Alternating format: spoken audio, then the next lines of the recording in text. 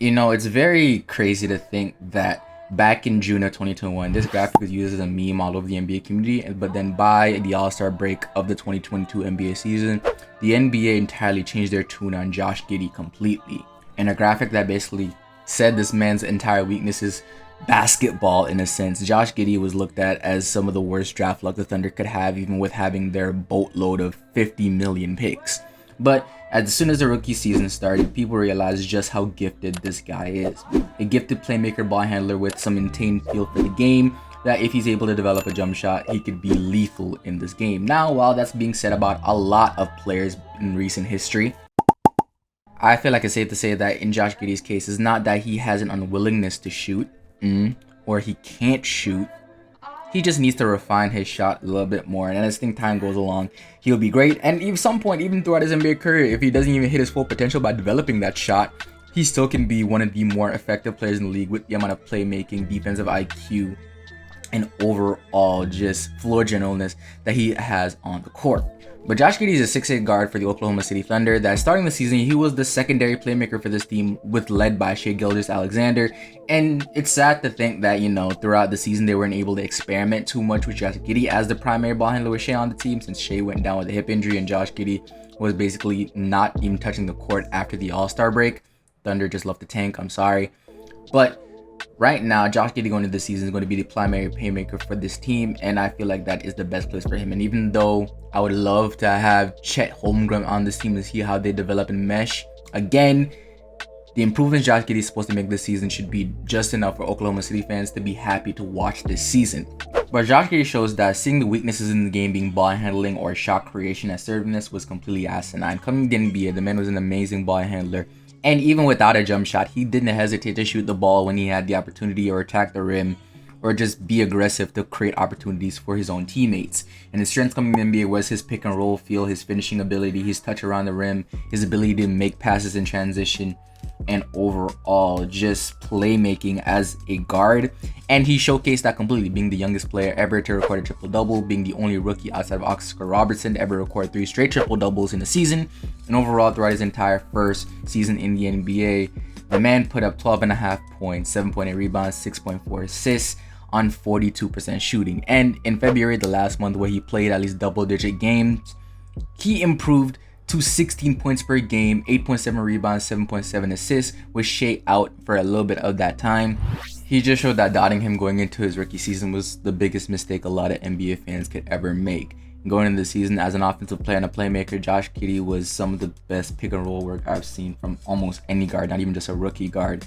High ball screens, low ball screens, getting in the lane with his runners and floaters, giving dump pass passes, kick out passes, and when in isolation situations, Josh Giddey could literally fire off some passes that I could never even think of making. Cross-court passes at insane speeds, hitting guys right in their shooting pocket from such distances.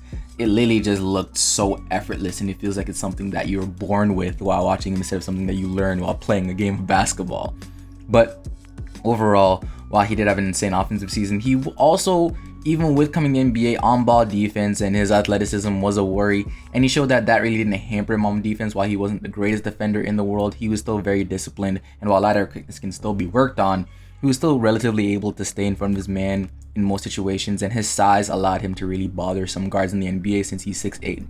And even with all that being said, his best defensive trait is his rebounding. He's able to finish off possessions pretty well and sometimes getting there with the bigs. And cleaning off the glass helps him as a guard and a playmaker to get out in the fast break, where he is the most lethal, where he's able to fire off passes, be able to manipulate defense in ways that he can find his way to the rim and finish with some insane craftiness.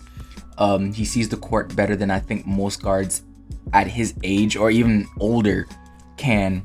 And even with a relatively okay jumper, not even an elite one, I truly believe Josh Giddey can become one of the top 5 guards in this game. Well, even all that being said, there's still some weaknesses here. One, his jump shot. He does need to work on it. 26% from 3 isn't going to cut it for the rest of his NBA career if he's going to be looking to be one of the best players in this league. He can still be effective throughout his career, but to live up to his full potential, he does need to work on that 3-point shot. Lateral quickness and athleticism is definitely something he could work on over in the States. It doesn't need to become anything crazy, but I think a little bit more lateral quickness with already how disciplined he is on the defensive end can make him a nightmare on that end. Unlike most guards that come in the NBA that struggle with their jump shot but are really good playmakers, he does struggle a little bit with overpassing, where in situations where he should probably be better as a scorer, he does pass a little bit too much. But again, that's something I can't really harp on since he's a rookie guard in the NBA on a team like OKC that's not looking to win anything anytime soon. So he has more than enough time to experiment and try things and just become better and have a better feel for the game while not having to worry about being benched for making mistakes. But being sidelined for the entire second half of the season, Josh Giddey had an extended off season to work on his game to become better for this team going into the following season.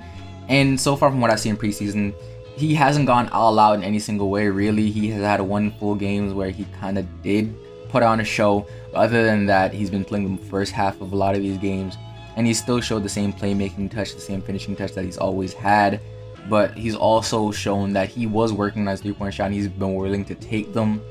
While he hasn't shot an amazing percentage, I fully expect him to at least get into the 30% this season, while still being one of the best playmakers and still a better defensive guard going into the next season. I can expect averages over 15 points per game and maybe close to 8 assists as a primary guard for this team, since we need to remember that majority of last season, while he was available, he wasn't the primary playmaker on this team or the primary ball handler. Shai was.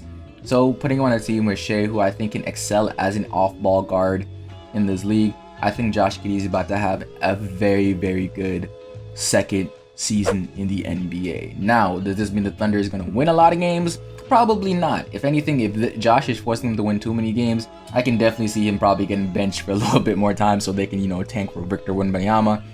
But right now, I think the overwhelming talent that he's shown already as one of the better guards, or rookie guards in the NBA, one of the best playmakers in the league, is more than enough to give the Thunder some optimism. And even if they don't get something like Victor Wembanyama, they have a very bright future with the 38 million picks they have to trade to finally find an all-star when this team kind of works out who the core of this entire roster is. And with that being the case, I already had OKC as one of the young teams in the league that I definitely want to watch more of. I didn't really get to catch too many games last season, but Shai, Josh Giddey, Trey Mann, Pokusevski are all players that I do want to keep a close eye on, because right now the Thunder look like one team that, given a couple of years, they could be the future of the league with how many picks they do have in just the way they're developing talent right now and the amount of talent is on the roster. And I don't know if they can develop all of it at the same time, but I do want to keep an eye on this team and see how well these guys are doing. So there are definitely some teams I'm going to be looking towards just watching throughout the entire year. But let me know what you guys think in the comment section down below. Do you think Josh Giddey can become a generational type playmaker and guard? Or do you think he's just been one of those guys that are just good playmakers that never develop a shot and just flame out the entire NBA? I don't know. I like the contrarian sometimes. So with that being said, this is FB. That's my time, and I'm out.